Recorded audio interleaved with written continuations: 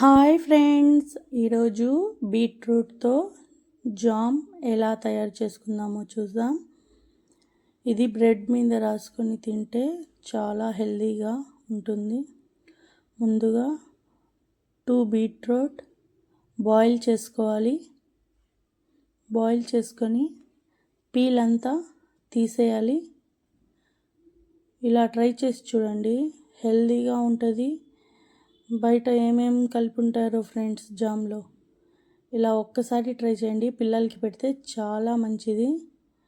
అదంతా పీల్ చేసేసి చిన్న చిన్న పీసెస్గా కట్ చేసుకోవాలి.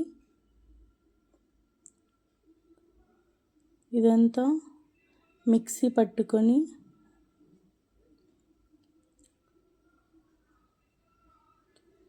బాగా పేస్ట్ చేసుకోవాలి, స్మూత్గా వచ్చే వరకు.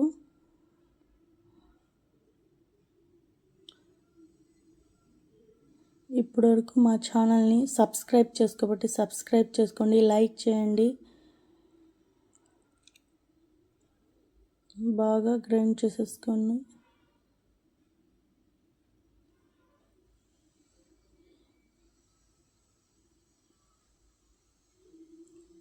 చూడండి ఎంత బాగా గ్రైండ్ అనిపిందో. దీన్ని మళ్ళా స్టవ్ పైన గిన్నె పెట్టి ఇదంతా వేసుకొని ఆ మిశ్రమం అంతా వేసేసుకోవాలి. బాగా కుక్ చేయాలి. బాగా కుక్ చేసేసి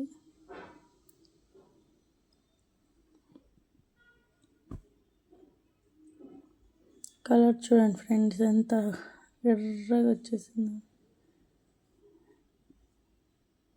ఒక 50 గ్రామ్స్ అలా ఉంటుంది ఫ్రెండ్స్. బెల్లం సన్నగా తరుగుకొని దాంట్లో వేసేసుకోవాలి. బాగా మిక్స్ చేసి ఇంకొంచెం బాయిల్ అవ్వనియాలి. ఇలా ట్రై చేసి చూడండి. దాంట్లో చిన్న సైజు నిమ్మకాయ రసాన్ని వేయాలి. అంతే ఫ్రెండ్స్, అయిపోయింది జామ్, హెల్దీ జామ్.